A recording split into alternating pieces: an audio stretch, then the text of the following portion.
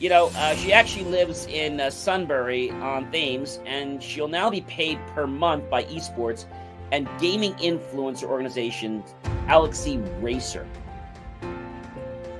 Of course, to preserve the anonymity and to keep things confidential, they didn't share any details about the contract, how much he's paid and when, and how long it's going for.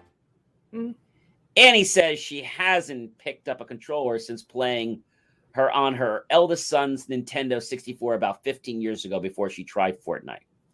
JMOR Tech Talk Show, where we answer questions about technology, explain the way they should work, and why they don't sometimes. Well, hey everybody, it is John C. Morley, serial entrepreneur, and welcome once again to the JMOR Tech Talk Show. We have an exciting show for you tonight, this Friday. We actually have Colonel Brigadler Sushil, who will be talking to us tonight about his best time seller from New York, the $1 Million Second. We'll get to hear from him a little bit later, and we'll get to see what's going on with Amazon and a few other interesting things about one person's mom. But it's always great to be here, and welcome, Marcus. It's nice to see you on another Friday as we are, getting in the thick of it with September, aren't we? Our second Friday of September. Right in the thick. We are here already, John, and it's quite the pleasure to be with you. It's always a pleasure to be with you as well. And so, when we're thinking about getting ready, I guess, are we getting into fall? Is that where we are? When is fall? Fall starts. This is fall season. This is fall. All right. So I'm right. So at fall season, you basically want to wear a little bit warmer clothing, a little bit, so you put clothing on so you can warm up because it's cold outside. Yeah. I'm sure that's no surprise for anybody. But speaking about having those type of things, I think one of the most important things is to be warm. But what if there could be clothes that could save your life? What would that be like? Just imagine how many lives could have been saved by now. That's what I'm thinking.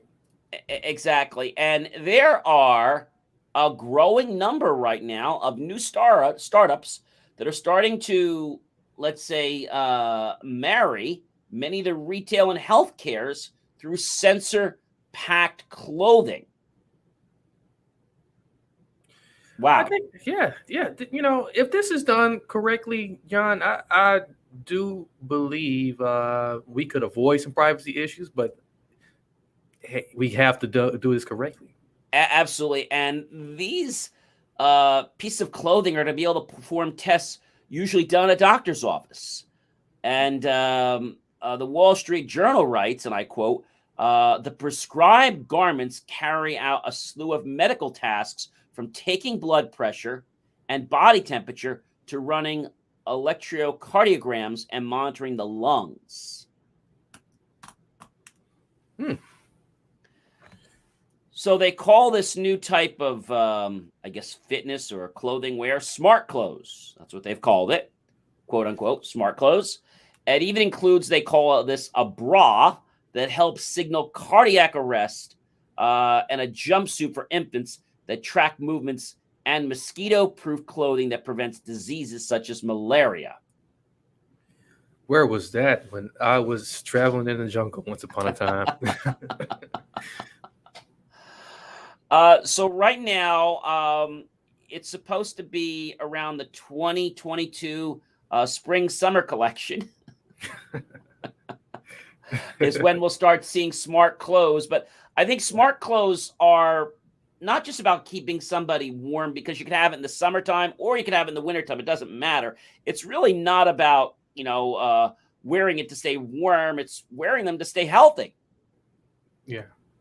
And this new type of clothing is going to employ a technology that's going to allow, and I quote, us to be able to identify, analyze, and potentially prevent health issues that arise. I just have one problem with all this, and you know what that is. It's the big capital P. Yeah, the privacy. The privacy. Oh, my gosh, the privacy. Never have to worry about privacy when you buy Ralph Lauren or Polo or Izod or any other brand or Tommy Hilfiger. There's no privacy issues there. I can imagine, like, when you buy it, they're pulling out a nice little contract for you to sign too. What it's saying, from what I can understand from the little bit I've been reading about it, is that the clothing is going to be prescribed. Okay. Okay. So let's say people that have diabetes and things like that, they didn't even go there. But the people that have that can't just buy these lances and these testers out of the blue. They have to be prescribed. So this is going to have to be prescribed. But the thing that's interesting about this, I'm not sure why, because what if somebody wants to just wear this and monitor their health? Why would that need to be prescribed? It sounds like somebody else is trying to get their hand in the cookie jar. Yeah, And normally it's the medical companies.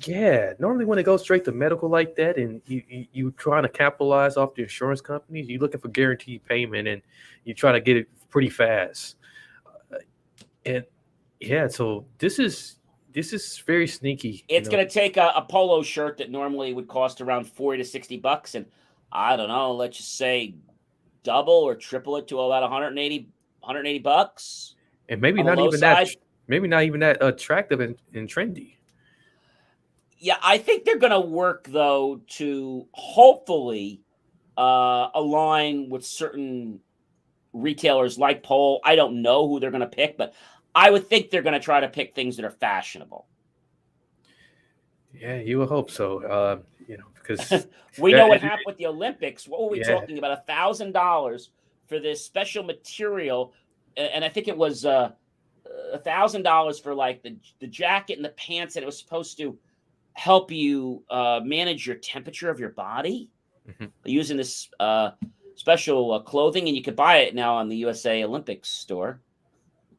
I don't see too many people rushing to buy that. No. But speaking about rushing, we don't hear too much about parents when it comes to gaming, do we? Other than the fact that they don't want it. Yeah, it's not really a pastime of parents. But what if I told you a Fortnite, we know Fortnite, don't we?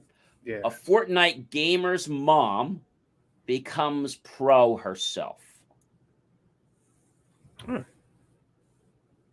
Now, Annie, and I quote, says she is not anywhere near the standard of her son at playing Fortnite. And the mom is of one of the world's best professional Fortnite players, has signed a contract with a game organization to develop, listen to this, her own career. Wow. And when I first looked at this, Marcus, and I saw the way mum was spelled, I said mom, but it's actually mum is how she pronounces, how she spells it. I knew she was from Britain right away. Yeah. Annie Fish is 58 years old and has managed her son Benji. She calls Benji Fish. And Fish since went professional 3 years ago. This British gamer says that she began playing the game in February to improve her understanding. She quickly amassed what turned into a paid contract with esports firm. And I want to quote something else. They said, "I never thought in a million years that I would ever be playing Fortnite or streaming online or even be in a position to be able to be signed by an organization. So it's really exciting," she said, per Annie Fish. So Annie's streaming her games on Twitch to 430,000 followers. Wow. And she puts out videos of her matches to her growing YouTube fans base of 165,000.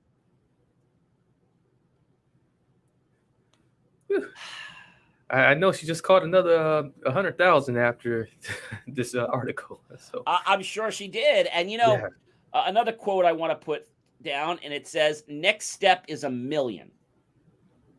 Yeah, well on her way. Yeah, she's well on her way. So she's doing some very interesting things. And, she actually lives in Sunbury on Thames, and she'll now be paid per month by esports and gaming influencer organization Galaxy Racer. Of course, to preserve the anonymity and to keep things confidential, They didn't share any details about the contract, how much he's paid and when, and how long it's going for. Mm. Annie says she hasn't picked up a controller since playing on her eldest son's Nintendo 64 about 15 years ago before she tried Fortnite. And Wow. I quote what she says, "I was really bad at first. I just sort of camped and hid from other players in case I got killed."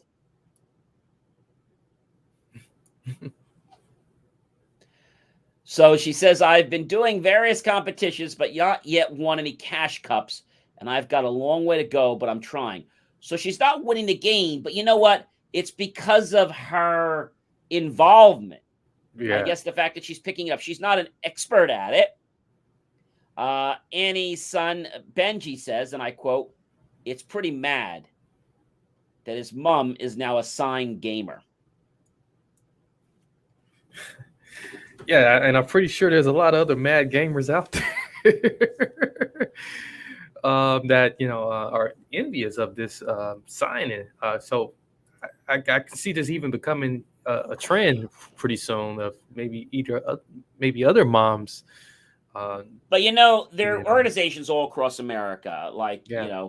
Moms for this, Moms of this county, Moms of the United States, Mothers for this, etc. Just like MAD, Mothers Against Drunk Driving, Dads Against Drunk Driving, very similar to that. But these organizations are crazy, Marcus. Yeah. I mean, to be part of them is supposed to be some quote unquote elite thing, but they go for blood.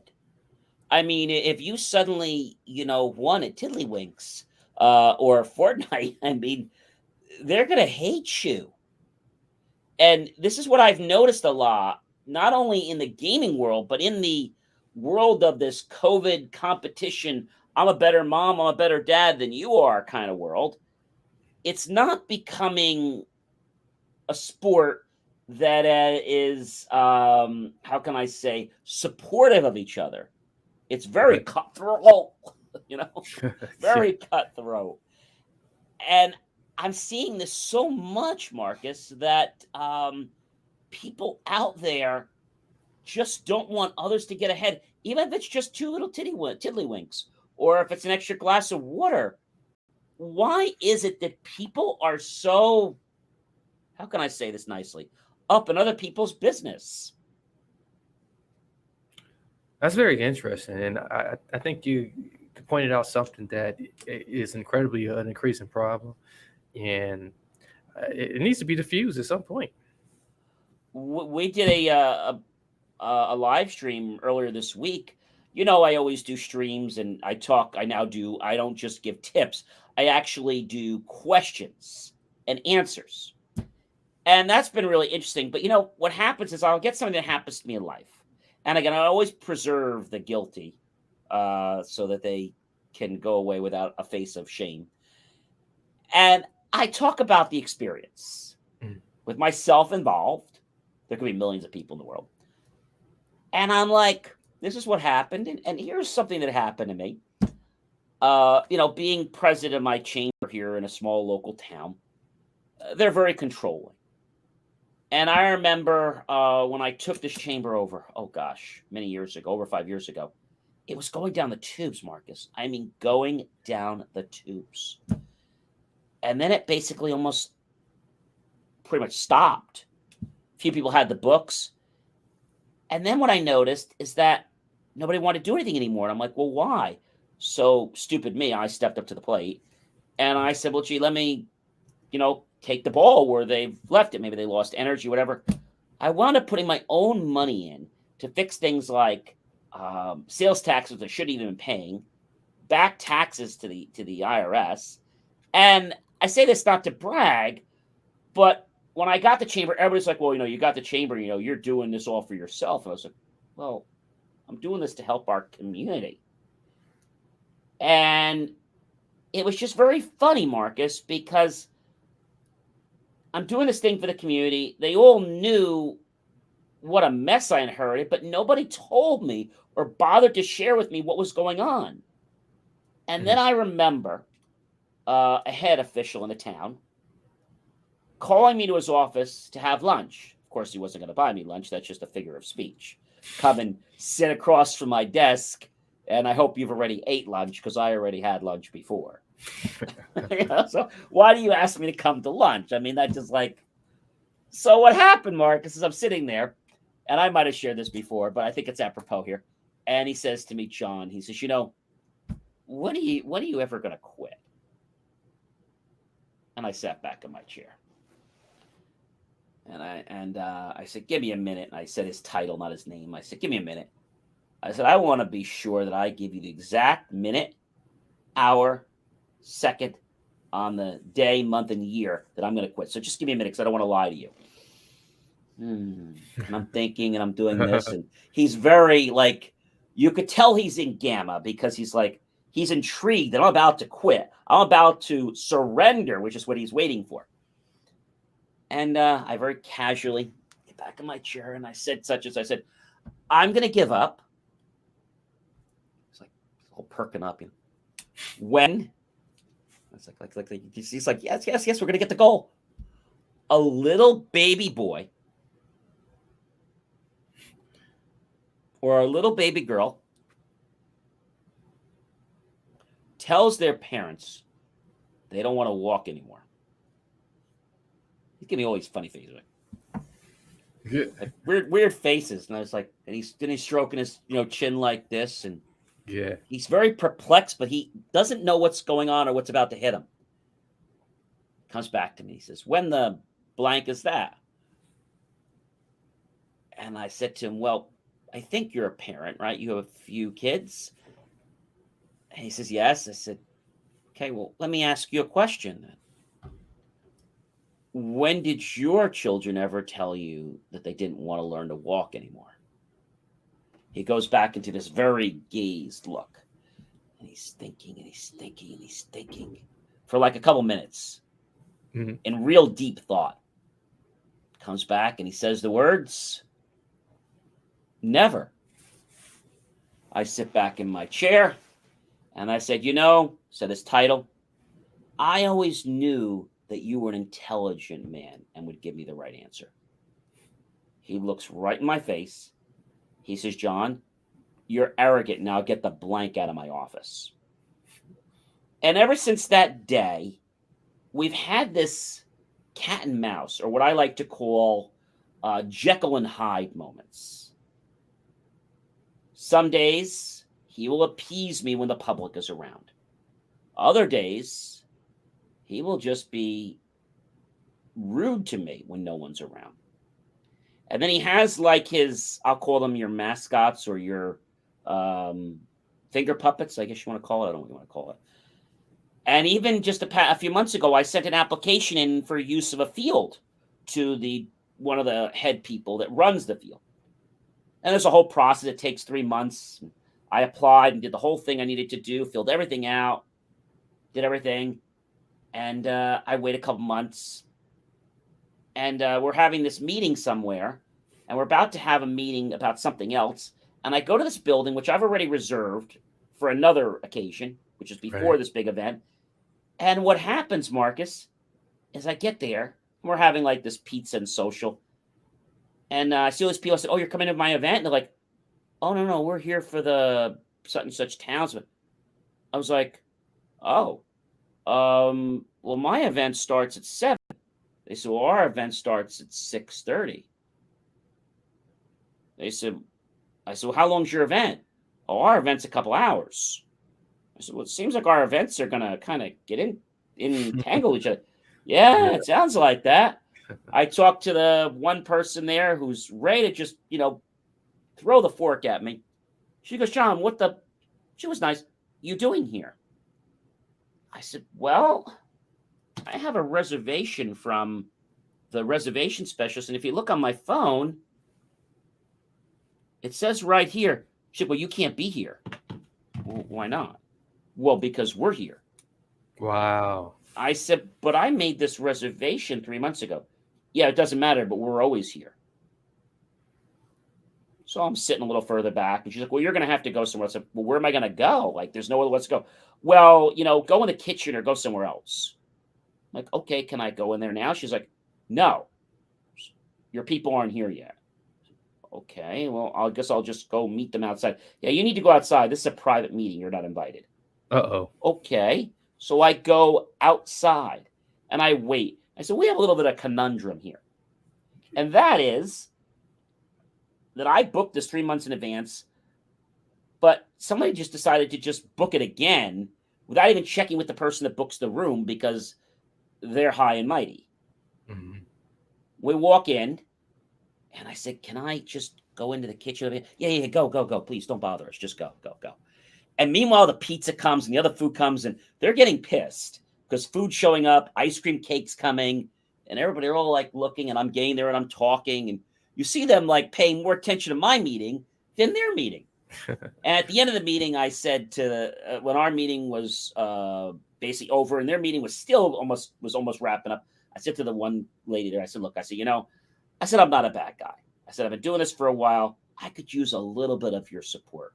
Could I have a meeting with you? She says, yeah, sure. Call me and we'll set something up. I said, I'll send you an email. So I sent her an email to do a meeting. So let's go do lunch. She doesn't want to do lunch. That's the first thing. When they don't want you to be on neutral ground, see, that's a bad thing. I always like to be on mutual ground. Yeah, where we both have a fair stake. We don't want to meet at a council building. That's not really fair. So I mentioned a local place, and she says, well, I can meet you at the town hall at 1:00. Oh, all right. So I confirm the meeting. She comes back to me literally a day for, oh, John, my week is getting way too busy. I can't meet you this week. Do you have any availability next week? Yes, I do, the same day, at the same time. I guess the same place. She said, well, I'll let you know when that room is available. I checked with the people just to see for my own if the room was available. The room was available all day. Mm-hmm. The morning comes, nobody confirms with me or anything. I call up and I said, we have a meeting at 1:00. She's like, well, she's in another meeting. I'll have her call you back when she gets back. Okay. I get an email after I get off the phone, not a phone call, an email. I just checked. The conference room's not going to be free until 2:30. Wow. Confirmed. I'm sitting there, walks in. I always tell you, if you're on time, you're late. She walks in, fuddling with her phone at 2:30. Puts her mask on, comes in the room. And within a matter of moments, she says to me, John, why are we here? I said, well, we're here to try to see if we can work together as a team. Because I feel being a chamber and you being head of the things in town, I figured just be a natural cohesion. And she comes right out at me and she says, well, you don't do everything for our town. I said, well, during COVID, I did allow it to everyone around. And I don't typically do that now, but I don't discriminate or not allow people. I just don't go canvassing for them. I try to get people in the town first. She's like, oh, and you charge for your events, don't you? Yeah. Well, I don't support things when we charge. And I was just looking for a little bit of support of yours. If we could maybe work together on an event. Well, what kind of event? I said, I don't know yet. She says, well, when you're specific enough, then you can get back to me. I said, well, I was just hoping we could have a dialogue to figure out where we can work together. Well, we don't promote other events. We don't promote other companies. We're not a company. We're a charity. Yeah, we just don't do that. We don't support those kind of things. Oh. So I start digging a little bit, and I say to the person, I said, what is this, like a political thing? Like, what's going on here? Because I feel like there's like this group here that feels like they're entitled, and it's like they suddenly get by a building and they're, oh, no, we don't allow that here. Well, I'm not saying you allow it. I'm just saying that people give money and then they just kind of throw it in people's face. Well, we don't support that here. Like, oh, okay, you don't support it. That's fine. I just want to know how we can work together and just kind of, do things as a group because we're a great resource. Well, what do you want to do? I was hoping we could work with the kids and then we get to the parents. Well, I don't handle that. Well, you handle the sports fields, don't you? Yeah, but I don't get involved with the parents. Well, how do you get them involved? Well, I just deal with the students. She's steering me around this thing to hang myself. Basically, that's what it looks like, and it's disgusting. And then what I said, after I got through this whole thing, I said, I was telling her how some people are, they not that you don't support us, but you don't go against us, but you really aren't supporting us. She says, well, we can't. We're two totally different entities. We're a town and you're a company. Yeah, but it's not my company you're supporting. It's our charity. Mm-hmm. And she's still being nasty to me. And before I know it, we're talking, and she says, you're really meeting with the wrong person. You should be meeting with the administration. So I want to meet with you because you handle these programs. Yeah, well, I'm an employee of the borough, and I don't get involved with this. I don't make these decisions. This doesn't even seem like a meeting you and I should be having. So I figured you'd be a great person. You do all the activities. Like, yes, but I can't approve any of this. I said, and when you do grand openings, shouldn't that be done by the chamber? Like, that's something we do together? She threw that right back in my face. That you charge to be a member. And I didn't know what to do, Marcus, at that point. And I said, oh, God help me. And before I know it, this thing that was starting so nicely had just blew up. And she said to me, suddenly she comes out of the blue, because I guess she's getting cornered. I wasn't being nasty. We're sitting pretty far with masks on and everything. John, I'm feeling very uncomfortable in this meeting. What do you mean? I'm feeling really uncomfortable. And I said, well, I'm not harming you, am I? No, but I'm just feeling very uncomfortable. You're attacking me. You're attacking the people, our employees. I said, I'm not attacking anybody. I'm just stating I'm going to end this meeting now. So the meeting's over. I said, the meeting's over. Yeah, the meeting's over. Okay, well, I guess thank you for your time. And the reason I bring this up is that there are these people that, I don't know, they just listen to the station, and it's called WIIFM. Now, in terms of a town, it's a little bit different because you're listening to almost what one person's music is playing. Right. And I feel that what you're representing is not the whole body. And then I came back to say, I don't even feel welcome here. And I didn't know what to say, but when she told me that the meeting was over, I didn't fight it, but I was just like saying to myself, I'm like, seriously? And they think that they do us good. But my whole point was that if you're going to do grand openings, that's something the chamber does. Like, that's something we do. And I don't want to say you're stepping on our toes, but you're kind of stepping on our toes here. It's causing a lot of confusion. That's what it's doing. And she says, yeah, she says, you really shouldn't be here. Mm-hmm. So it's almost like, and I said, I'm going to get what I need, whether I have your support or not, but it would just be nice to work with you as a team. Yeah. But it was just a very bad thing because, and the reason I bring this to point is when somebody gets a perspective on something or perspective in life, it's like they don't understand the other perspective openly because they've been brainwashed. I call that tunnel vision. And they can't change the perspective. And when you can't change the perspective and you don't even want to, so what I said is I basically extended an olive branch and I felt like it got lit on fire. And then at the end of my whole presentation, I was berated by the statement letting me know that they received several complaints from me and that I needed to get a permit to film. And I was like, I don't get, when you're trying to do something good for somebody, Marcus, I don't get how it can backfire in your face. That's what just blows me up. Yeah, it's totally not fair. And, what we learning today in today's time is that when you're working with other people, you really got to be, if you can't assess what their values are and how they deal with people, you're going to be setting yourself up for failure and headaches in the long run. And you can't, I guess the other thing I'm learning is that you can't expect other people to help you. No. Oh, And I led in the meeting with this. I said, I said, I've helped every single person around here. yeah. I do all these great things. And when I ended the meeting, and I said to her, just before we ended the meeting, I said, I'm a first responder, I'm all these things. I said, I have great intention. She's like, I don't know what your intentions are. Mm.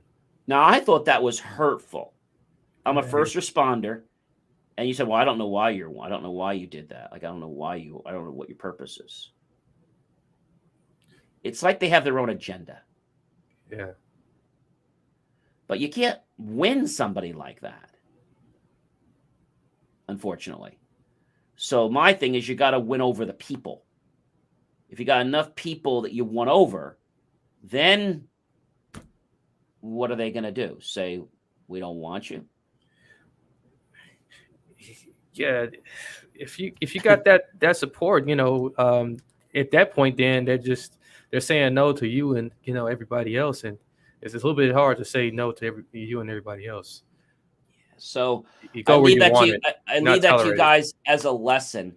Yeah. But I also leave that to you as a stepping stone, because you don't want to get discouraged when somebody rains on your parade, or when somebody decides to pour water on your ice cream. That's right. You just have to realize, or like spilt milk, you have to just pick yourself up and you have to move forward and do whatever you need to do. But you have to learn from the lesson and not harbor the negative experience that we get a lot of times in life, and just learn from the lesson, keep the lesson, but throw everything else, burn everything else. Right. Was they're useless. Well, our next guest is definitely not useless. He's an amazing gentleman. And I had the chance to have a pre-call with him before, and he's absolutely amazing. His name is Brigadler Sushil. And Bresson, I always say his name wrong, Brig Sushil Bresson, and he actually is coming to us from India. We had connected on a LinkedIn a little while ago, and what he does is very interesting. He talks about time consciousness, and when I first had reached out to him and thought he'd be a great guest, he wasn't sure. And I gave him some, things about why I wanted to be a guest, and we had our pre-call. But what was very interesting about him is that he is a time investment strategist. Yes, say that 100 times fast. He is a speaker, trainer, author, is what he considers himself in the STA, the speaker, trainer, author space. He is a TEDx keynote speaker. He's done corporate trainings. But again, he is also, which I think you're going to find really interesting, is he wrote a book. He wrote a book, New York bestseller, $1 Million Second. And there's a very interesting thing about him is that time is what he talks about. And what we're going to learn today in the interview, hopefully the questions that I'm going to ask him, because I did read his amazing book, and we'll have a link to that when the show gets transcribed and put back on the site. Time is a very precious asset that you and I have every single day. The problem is a lot of people abuse time. And once you abuse time, you can never get that time back. Ladies and gentlemen, please help me welcome to the JMOR Tech Talk Show tonight, Mr. Brig Sushil Bresson, who's actually from the Army, and a lot of what he is going to talk to us about comes from those disciplines that he was so fortunate to be part of. Again, please welcome him to our stage, Mr. Brig Sushil Bresson. Well, hey, everybody, and welcome once again to the JMOR Tech Talk Show. I am very pleased to have our guests with us here tonight to talk to us about a very interesting book that he recently published, The $1 Million Second. And he talks to us a lot about time. Welcome to the show, Brigadier. How are you tonight? I am very well. Thank you so much for this wonderful opportunity. I'm so grateful. It is our pleasure. Well, listen, when we talk about any type of book or any type of creative work, I have to ask you, Brig, what was your inspiration for wanting to write this particular book? So what happened, John, was that I was born in a very simple middle class family. But one thing about my parents was that they taught me discipline right from the childhood. Everything had to happen at a particular time. There was a time for sleeping, there was a time for waking up, there was a time for breakfast, and you couldn't be late. And my father was very particular. And then I was only about 10 when I went to a military school, and there it became even tougher. And then I went to the National Defense Academy, and then Indian Military Academy during my training, and then as an officer of the Indian Army. So at every stage it was becoming more and more strict, and the value of time was being highlighted. When I decided to step out of the army and came into the corporate world, I saw there was a vast change. The corporate executives who came to my camp for a corporate training would take it very easy. If they said they had to come at 9, they came at 10, and then they would settle down to breakfast very leisurely with not even a sense of urgency that they need to hurry up because they've already lost 1 hour. But when it came to 5 p.m., they all wanted to be very punctual in leaving the camp. And that got me irritated. I also found that, I used to do team building, leadership and team building, and they would ask me, or I would ask them, what do you want to be covered?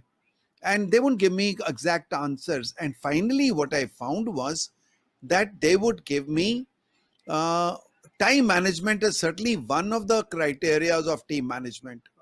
And therefore, I started working on some of the army principles or the cultures that we had used and started using it in corporate world.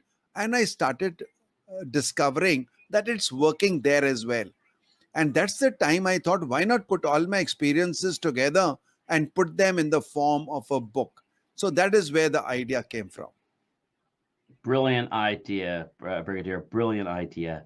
As you all know, whenever I have a guest on the show, I'm one of the very few that actually takes the time to read the entire author's book from cover to cover, which is why when they reach out to me, which Brigadier actually did several months ago, I don't put them on the air right away. We do have a backlog, but also it takes me time to read these books and, digest them.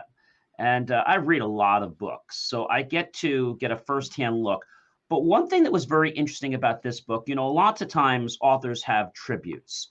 And this one was very interesting because a Brigadier had a relative, his nephew, Rohan Kushwaha, and he actually died at the age of 17. Tell us a little bit about him, Brigadier. So this is my first cousin's son. They are settled in New York for the last about, I think, 30, 40 years or whatever. And so I have met him very little, only when I went to New York somewhere in 2010, 11. I've seen him as a young boy. Now, what happened was that he at the age of 15, had a brain hemorrhage sort of thing. And he was sort of going into that illness. He got to know about it, and probably he knew that his days were limited. Anyway, they struggled a lot. They did everything they could. They got all the possible medical attention, but somewhere they could not save him, and he left us when he was 17. After he had died, a lot of things were being discovered, one after another, whether from his cupboard or from his notebooks. Or so there was a board, if I am not mistaken, on which he had scribbled a few things which didn't mean anything. And later on, my cousin discovered a diary in which he had written certain things. And they got correlated. And then they went through his emails, and they found that he had written a book which he has sent to very many publishers, and none of them had really found it worth publishing. But when Now everything was put together. We discovered that when he realized that he's not going to live long, put all his thoughts into a novel, which now we are trying to get published. And so the thought that came to my mind was that we say very short life he lived. But I think in 17 years, he probably lived a more quality life than many people would live in 50 to 60 years. And that's why I paid the tribute to that writer in him who discovered that and wrote that. So That that was is the that is really nice and very kind, and I'm sure he's looking down at us now and saying thank you in many ways. So our blessings to him and to your family, and again, sorry for the loss many years ago. I know there's probably a lot that's in them, and people always say, don't die with the music in you. And I think it's great that you're trying to get the book published. What is the topic of his book that he's trying to get published? It was artificial intelligence. Very interesting. Very So it interesting. was something where he had used his creativity and artificial intelligence. He had imagined what the world could be after many years. And that was a fiction, a piece of fiction where his imagination, creativity was shown up. Amazing. There's a lot of points in the book, and there's one that comes to mind around page 31. And we'll have a link to the book, incidentally, ladies and gentlemen, that you can click on the link from our site once the site is actually transcribed. For those of you that don't know, we actually take the entire show, and my team actually goes through, and not only do we have the video again, but we transcribe the entire show so that people that maybe are not able to hear can actually read the entire broadcast. So it's just something we're trying to do for those that are not able to get the show in their ear. And it also helps with Google rankings too. So when we say how busy are you, a lot of people always say, I'm busy, right? You probably hear this, Brig, right? They say, I'm busy. Or they put so much time down on paper. I'm busy. Like, I'm really busy. Don't bother me. I'm busy. I'm very busy. Okay. But at the end of the day or the end of the week, you ask them, are you busy generating revenue?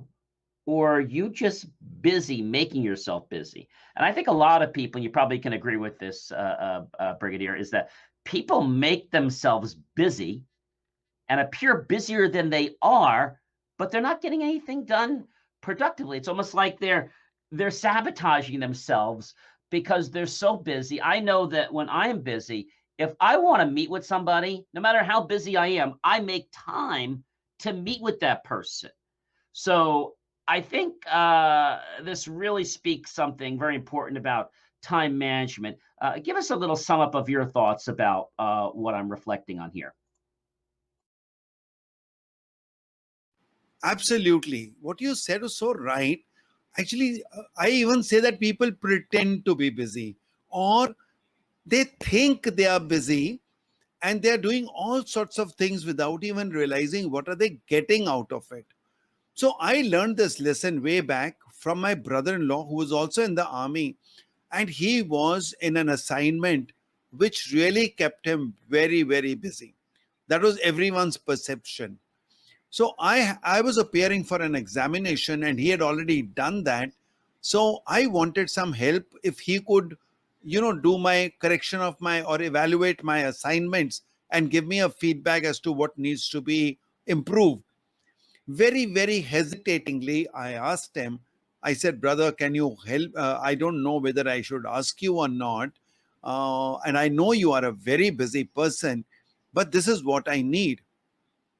And do you know what he said, John?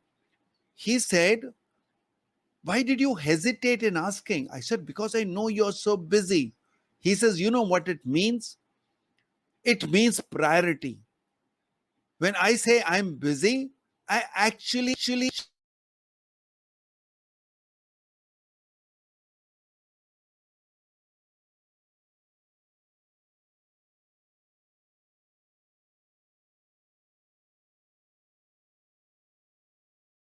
We might have lost your audio, Brigadier. You went mute there a second.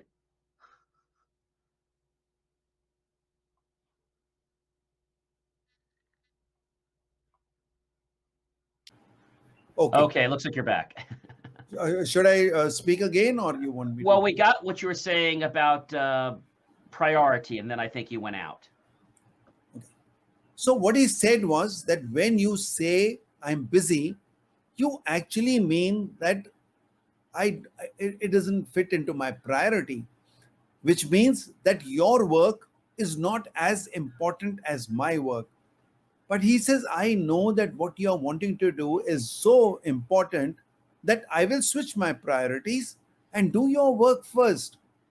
And from that day, I understood that when I tell people I'm busy, I'm giving an indication that I don't think your job is important enough. That's a very a well-spoken statement.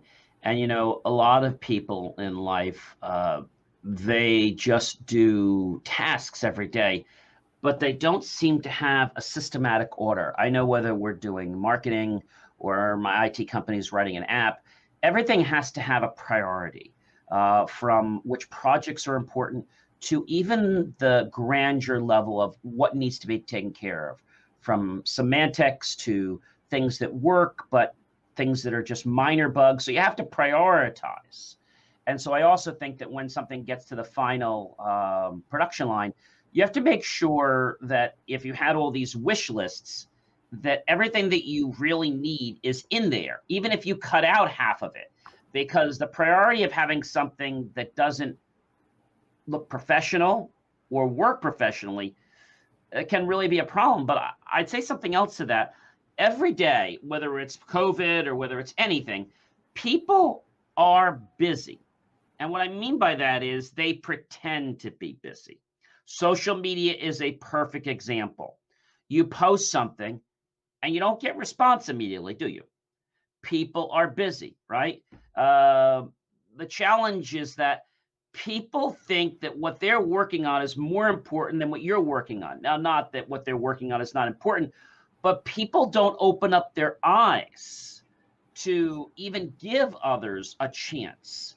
They never take a chance to get that few seconds in their mind unless it's something that's going to help them directly. And I've noticed, Brigadier, that a lot of people are selfish when it comes to being busy. What do you feel about that?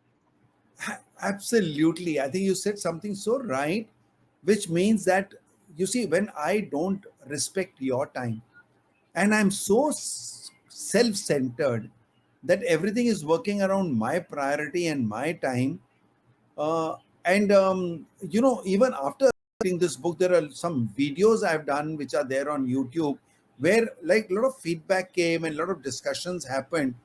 I realized more and more of the respect for each other's time. That it's not only my time, I should also know how my time impacts other people and how other people's time also impacts me. So if I know that I have a friend who's always late, I would not even dare to have an appointment fixed with them where my time is crucial.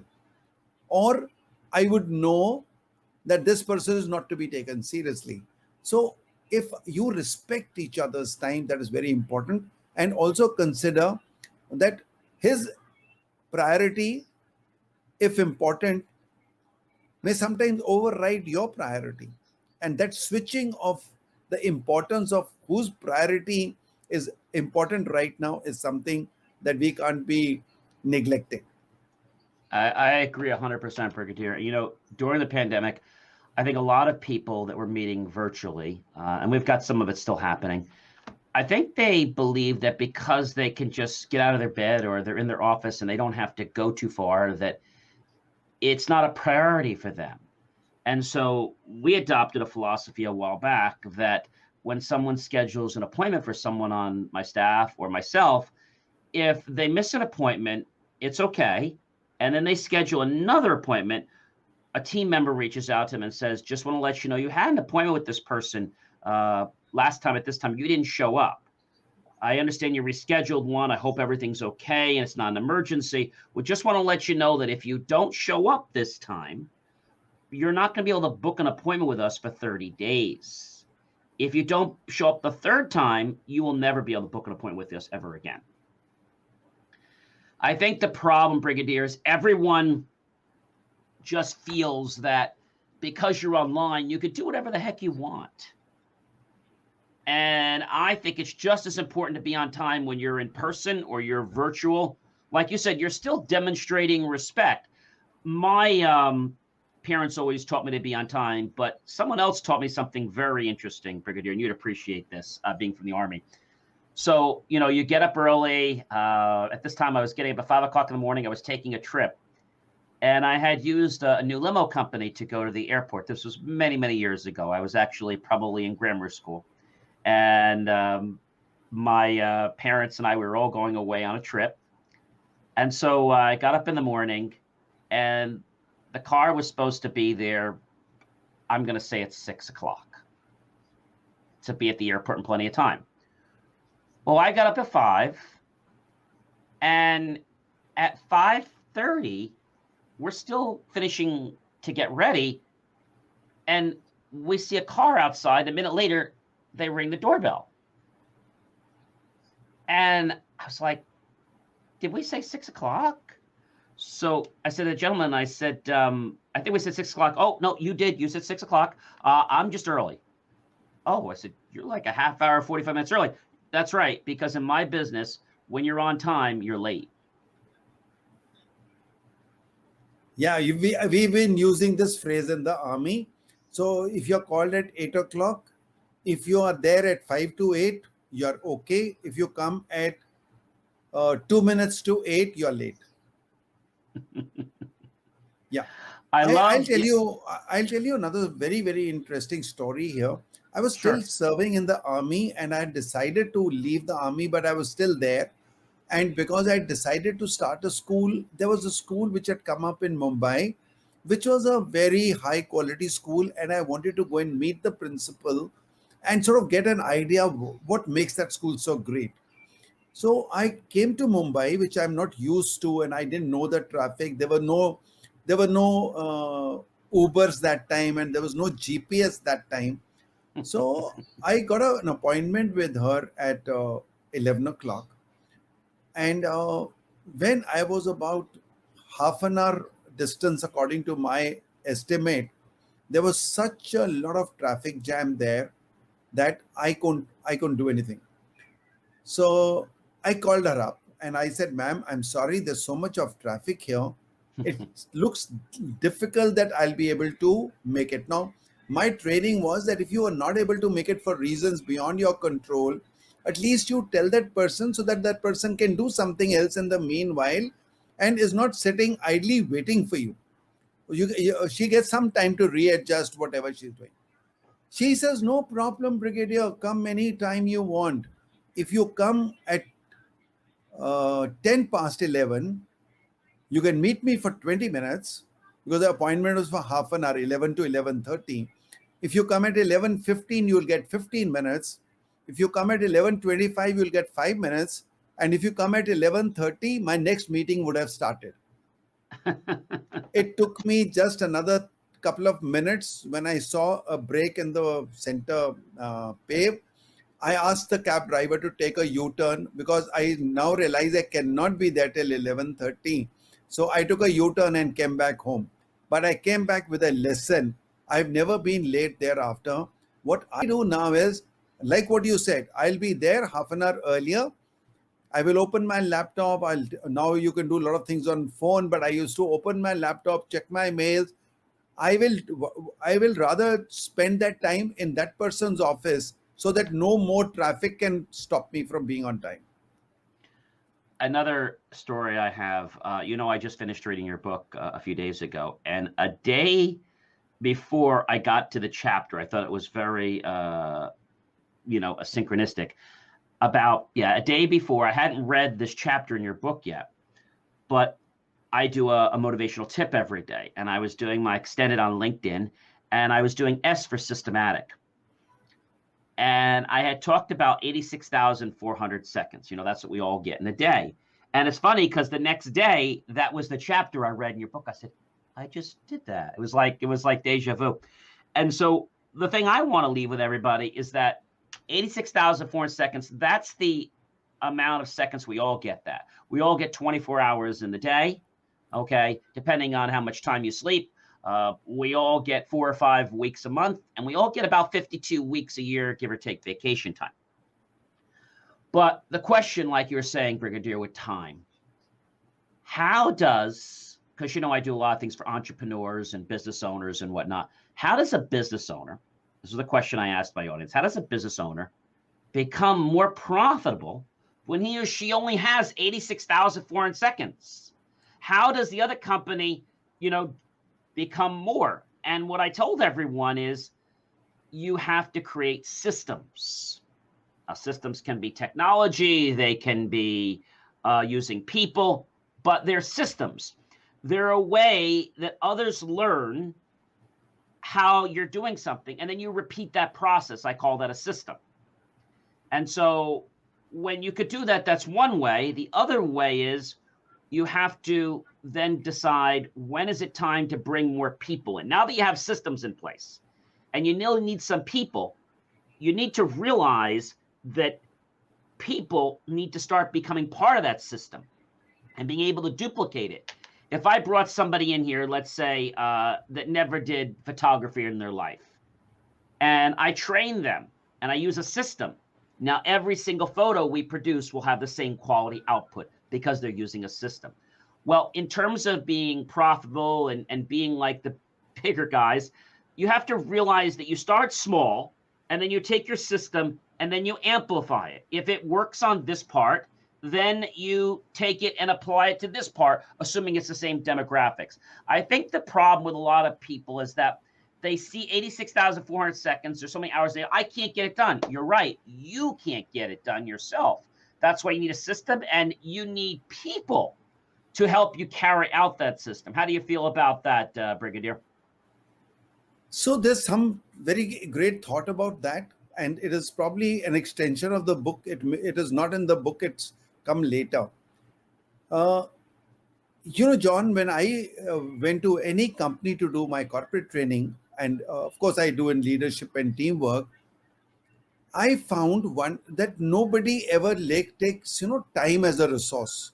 So I started doing this experiment. I would ask a company, what are the resources that you have at your disposal to do your business? And whatever they said, I would put on a flip chart. And there would be from money to infrastructure to even goodwill to even people. But no one ever, not even once ever, somebody said time. And then I asked them, I said, are you not aware of this resource called time? And this is the only resource that is absolutely equivalent to your competitor's resource. One resource that we have in common as an individual, whether you are a president or you are a cab driver, you still have 86,400 seconds. Your company and his company has the same amount of resource. And the second thing about this resource is, this is the only predictable resource. I don't know what the market will be like. I don't know what the service will be like or how the things will change in my business. But I know one thing, that next month, next year, even after 100 years, the day will still have 24 hours. Can we use these two things profitably in our business? So the second thing that got carried on after this was, I still remember I was doing a training, and that was on time management for a general insurance company. And the MD of the company was also sitting there right in the front on the table. And I asked him, I said, sir, how many hours do you devote of your day to your company? Or how many hours do you give to your company every day?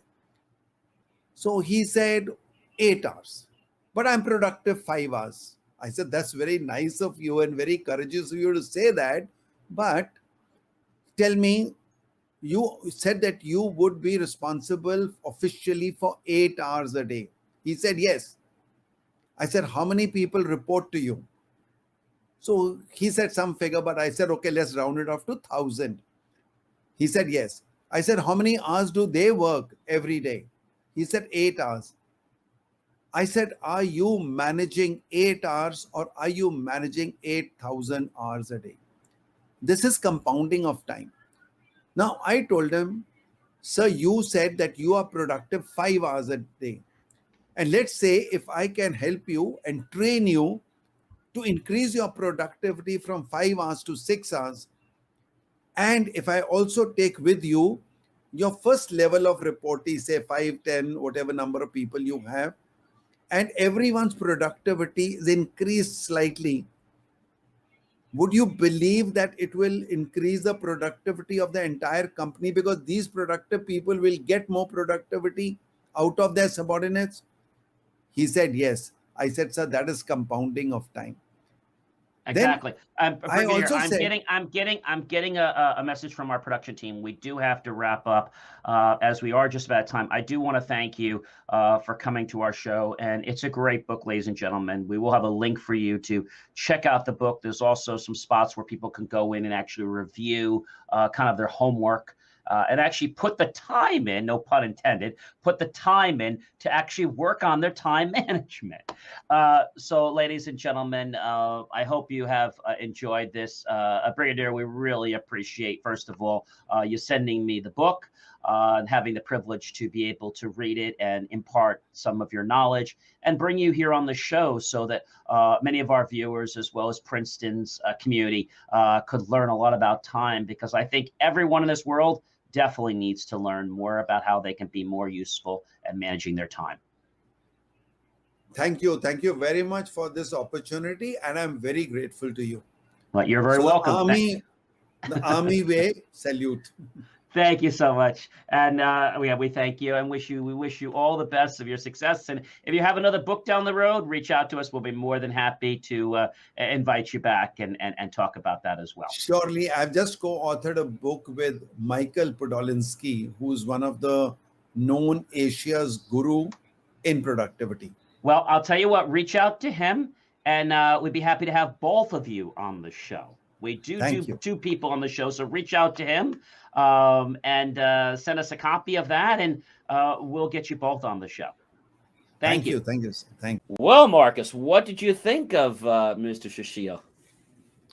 Well, that's some pretty intense stuff. And, once again, thank him for his service, from fellow, military veteran to another military veteran. So, very intense stuff. I definitely enjoyed the interview. It was great. It was an amazing interview, and we get people all around the world. But the thing that really latched with me the most, and I want to bring it up again in case our viewers missed it, and that is the word busy. Have you ever heard people say, Marcus, are you busy? Yeah, you hear it all the time. I'm busy. You're busy. And the thing is, most people, Marcus, are not busy. Now, if you're busy, well, that's fine. God bless you. Okay. And more power to you. But people are not busy. It's like they appear to be busy, so they seem more important. Yeah. Now, he brought a very interesting point up that I want to reemphasize. He was working on a project, and his relative, he knew, was extremely busy. And he was almost finished with the project, like nearing the end. And he was telling his relative about it. And he's like, I think he was almost done with it, basically. He says, why didn't you ask for my help? He's like, well, I always know you're so busy. He came back and he said, look, he says, busy, yes. Busy means that I prioritize my life. So when somebody says they're busy, I'm busy, you're busy, we're all extremely busy. But you know what busy people do, successful busy people do? They know how to prioritize their life and their time and put the people in it they want to talk and collaborate with. That's true. So if I have to meet with somebody at dawn time or whatever, but I don't let people get in that circle that are going to abuse my time. Absolutely. And we do the same thing here on our talk show. We bring people in that we know are going to utilize our time to the fullest extent. And again, I want to thank you so much for your service, Brigadier. It was really an honor to speak with you and to get your book and to read it. $1 Million Second is an amazing, amazing book. And again, we'll have a link about that. Now, Marcus, we talk about Amazon a lot. And I want to say two things about Amazon. So, they make mistakes sometimes. I'm sure you've never noticed this. I lost like an $800, $900 drone. They had to replace it for me. The guy just drops it off in the middle of my parking lot at 10 o'clock at night when no one's here. In the middle of the parking lot. Not even at our door. Like in the parking lot. The next morning, it disappears. It's no surprise, right? Yeah. So I've returned maybe or asked for refunds on 4 things in a year. Okay? Not a lot. I got a letter yesterday from Amazon's customer service telling me they are severely concerned about my account. And they've noticed that I've had several refunds and replacements in the past year. And unfortunately, if this continues, we may have to close your account. I very politely respond to them, dear Amazon customer service team. The only reason I've requested these refunds is because your drivers have been incapable of delivering them to a human being and validating that it's received and not just dropping it in a parking lot or delivering it to a number that's dyslexic to the number that we really are at. Mm-hmm. Thank you so much, Mr. Morley, for conveying those points to us. Your account is indeed still open, but we must make you aware that it could be closed at any time for further returns or refunds. Now, that's just jacked. That's very jacked up. Man, if we There's another company like that, too. Fiverr. I've known so many people. If you just say the wrong thing on Fiverr, that counts as a strike against you. If you get too many strikes, you know what they do? They close your account. Yeah, they definitely shut you down. They don't let you reopen either, so people just open other accounts and different names, and hopefully they don't catch them. But it's just really wacky, this customer service. I remember using them one time. I don't use them often. And I said to them, I know a friend that had gotten his account, so I just want to ask a question. Is it okay if I ask this question? Yeah, you can ask the question. I'm not asking you yet. I want to know, is it okay to ask the question? Because he was just asking a question and he got suspended. I mean, wow. Something's messed up with that, right? Yeah, you wonder who's operating these community standards, who's monitoring these things. Well, they're out of, where are they out of? They're out of another country. Is it Australia or New Zealand? They're out of some other country. Where's Fiverr based at? I'm trying to remember. Where's Fiverr's headquarters? Yeah, I know they're out of the country. They're definitely not in the country here. But it's funny how everybody, latches on to these places. Oh, they're in Israel. That's where it is. Tel Aviv, Yaffo, Israel. I knew it was one of those places that were way, way out of the boondocks. Yeah. I understand that you want to keep a culture, right? But what I don't understand is when you don't keep it to the right level. And today, what I was explaining to you guys about my little challenge that happened a few days ago is really discrimination. Now, we hear about it a lot with race, religion. Sometimes we hear about sexual orientation, but we don't oftentimes hear about it when it has to do with a difference of opinion. That's still discrimination. It is. I think it's discrimination of power. I think the others are very easy to tack on and say, hey, yes, we're discriminating against you. But this, no, we're not really discriminating. And I remember that when I cited an incident that happened, and I said, so what is the town's way when you just don't agree with them? They just suddenly send out lawyer toilet paper and threaten you? And that's when I was told that the meeting was getting very uncomfortable. It wasn't pinned to that person. But I always say this, Marcus, if you're going to take that kind of a comment and be so defensive, you're in the cookie jar. If you're like, well, John, I can understand where you're coming from. I don't know why that happened. I'm very sorry for you. Instead of, well, I don't like your tone of voice, and I don't like that you're putting people down. And I'm not putting people down. I'm just, I'm just feeling a little uncomfortable. Maybe because you're one of the people that are doing it to me. I didn't say that, but I think what I was saying hit home to the person. Right. And that's normally how it is. If they get that up in arms about it and very offensive about it, it's usually the truth.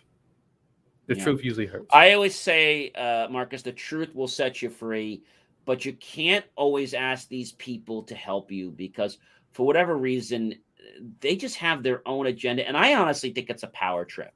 Yeah. I think it's a power trip because when I started and I said, I don't need to have all the power, right away, it was like, well, I don't need it. It was like right away, I don't need the power either. Mm-hmm. If you didn't care about the power, you'd be like, all right, well, you could take some, I could take some, and I don't want any of the power. Like, you're red-handed. Mm-hmm. I mean, I caught you with the gun. I caught you with the merchandise in your pocket. I mean, you're going to jail. And I left a clever remark. I said, I'm glad to see security stepping up around here. What do you mean? I said, what do you mean, the police department? I said, no. I said, I see we're getting new cameras outside the building. I said, and all the doors now are all access control. I said, wow. I said, that's interesting. Oh, I didn't even notice it. You didn't notice it. So it's like not much misses my eyes, but when I bring them to people's attentions, it's like they didn't even notice it. Well, I have one more interesting story. When we think about, besides Amazon, we talked about what happens. Amazon is starting to bring in cashierless tech. Mm-hmm. To Whole Food stores. Yeah. What do you think about that?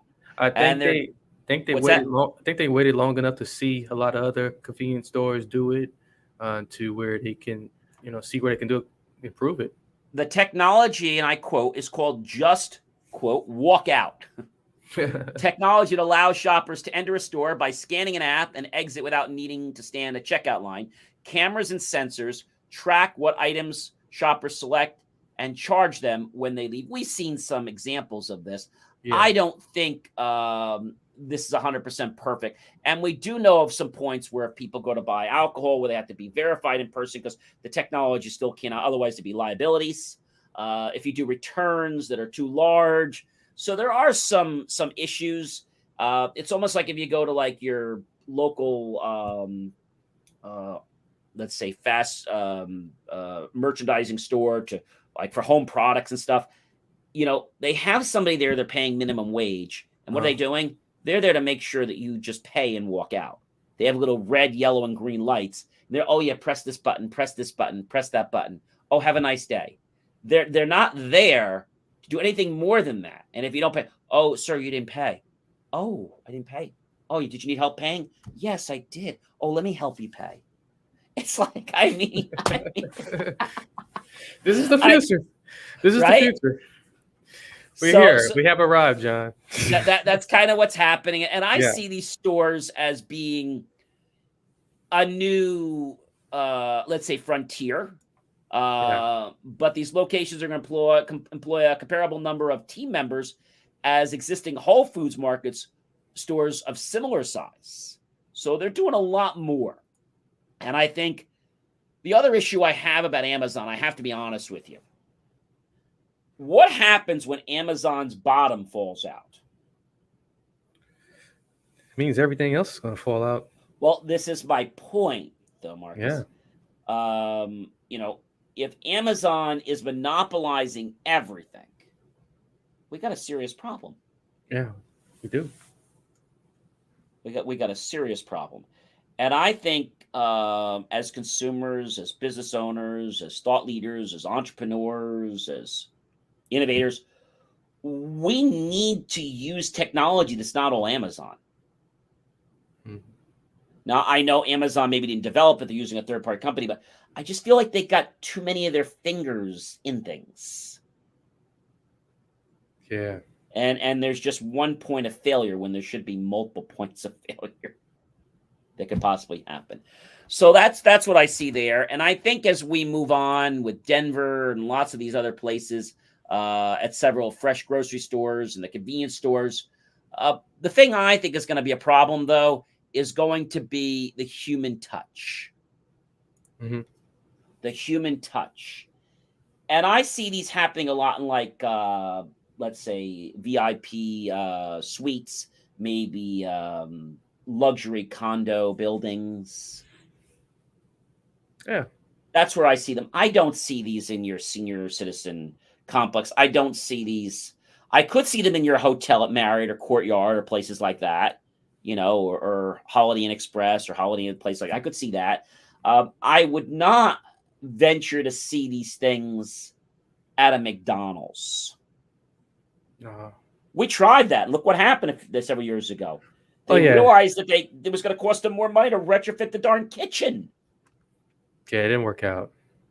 It didn't work out. Exactly. So I think a lot of stuff is going to be happening. And the last thing I want to tell you, did you know what Apple announced a new date? Yeah. So we have the new date coming out. I know you'll be looking forward to the unboxing for that. Don't know what's coming yet. I'm on the waiting list. It's actually they made the date September 14th. Actually, September 14th, and we're saying the iPhone 13 is supposed to release, meaning September 24th. So this is what's believed. I mean, it's only speculation because we don't have anything concrete. The phone is probably, most definitely, going to be showcased. Mm-hmm. But it's not going to be available to purchase until 24th. Yeah. Well, we've been waiting long enough. I don't think a few 10 days afterwards would be hurting anybody. No, I don't think it is. And I think where they're going with it is going to be great. I was looking at some of the new features, and we'll talk about that on another show. There's some stuff happening, but I just feel that there may not be enough. I mean, we always get new phones, but there may not be enough new technology in that phone. Because a lot of the technology I can get in my new iOS 15, I can get it on my phone when it comes out. Mm-hmm. I just feel that I almost feel like it's a Microsoft upgrade snow job. Like they're going to another upgrade. Yeah. Just like we really don't have a reason. They haven't developed enough features to warrant the upgrade. Does that make sense? Yeah, and I think it was a lot of with the hype around the Samsung products that rolled out, and they feeling like they want to continue to establish their stake in the mobile area. Yeah, that's I guess that's what they're trying to do. We're gonna have to see what happens, Marcus, but I will definitely be doing an unboxing when that comes out, and we'll be doing a pretty cool unboxing with that. We'll show all the things about it. We'll show the phone. We're also going to go through, because a lot of people ask me this, we're actually going to go through a phone migration. So we'll do an unboxing, then we'll do a phone migration, and then we're going to do a review. So we're going to do three videos. First one will be an unboxing, then we'll do that migration, which always seems to cloud everybody. No pun intended. Yeah, that's needed. It's well needed. Everything's stuck in the cloud, especially if you're like me and you keep all of your keys stored on two-factor authentication on your phone. You're going to be screwed big time if you don't properly take the steps I'm going to share with you. You're going to be spending days. You're probably never going to see the sun until maybe Christmas or next year because you're just going to be spending that much time. How do I get my bank account back? How do I get my access to my games? Or how do I get my iTunes? Or how do I even get this? Or how do I play a song on the jukebox? Or how do I schedule a tea time? How do I get an open table? And many other things that are going to frustrate people. And I think the i13, to be honest with you, it's not for everybody. I think it's for the technology people like me and other people that want to have new technology. I'm not expecting a majorly new renovation. There's going to be a better camera and stuff like that, but I'm not expecting earth-shattering stuff. Yeah. You know?